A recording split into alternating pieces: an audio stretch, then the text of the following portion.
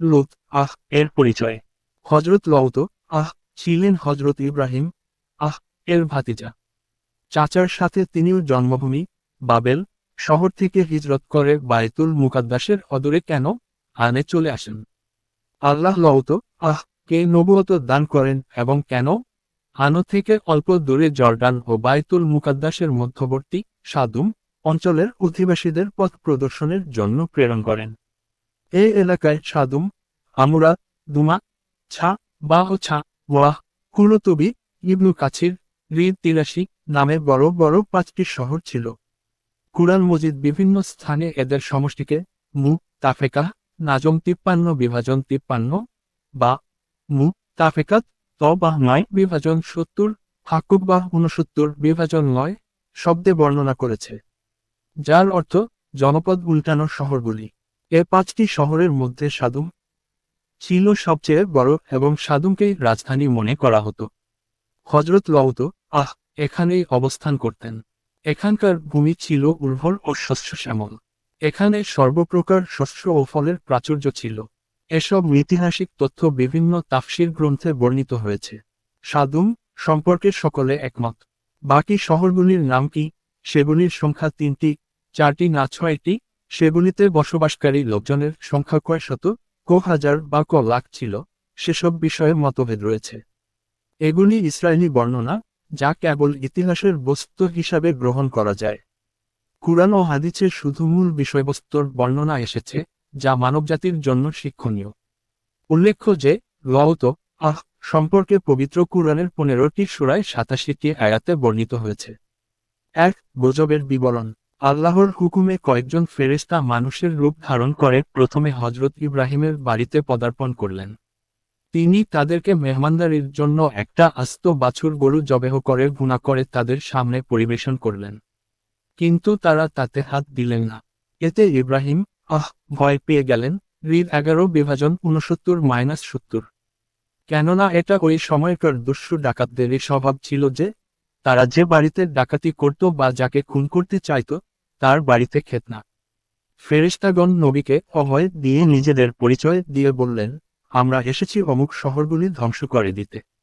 ইব্রাহিম একথা শুনে তাদের সাথে তর্ক জুড়ে দিলেন। রিদ 11 বিভাজন 74 এবং বললেন, সেখানে যে লউত আছে। তারা বললেন, সেখানে কারা আছে, আমরা তা ভালোভাবেই জানি। আমরা অবশ্যই তাকে ও তার পরিবারকে রক্ষা করব, তবে তার স্ত্রী ব্যতীত।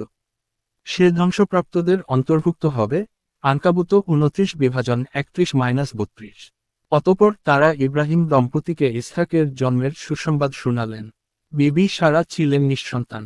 অতি বৃদ্ধ বয়সে এই সময় তাকে হজরত ইসহাকের জন্মের সুসংবাদ দেওয়া হয়।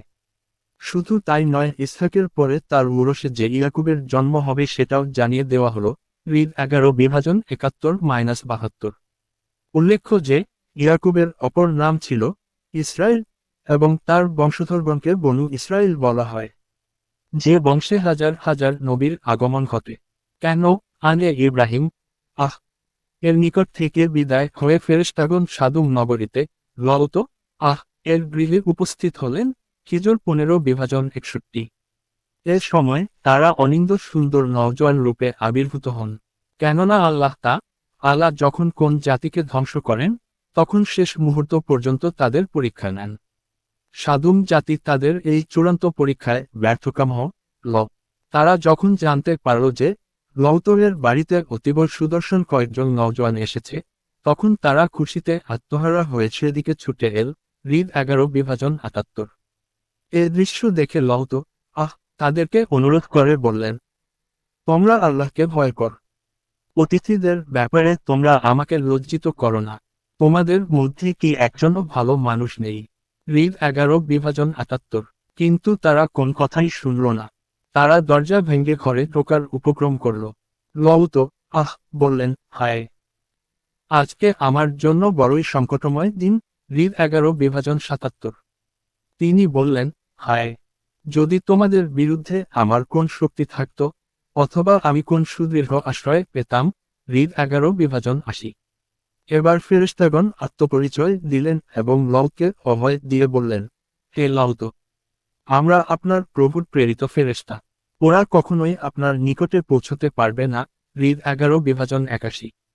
এজন্যই আমাদের রাসূল সাল্লাল্লাহু আলাইহি ওয়াসাল্লাম বলেন, আল্লাহ রহম করুন লউতের উপরে, তিনি সুদৃঢ় আশ্রয় প্রার্থনা করেছিলেন, অর্থাৎ আল্লাহর আশ্রয়।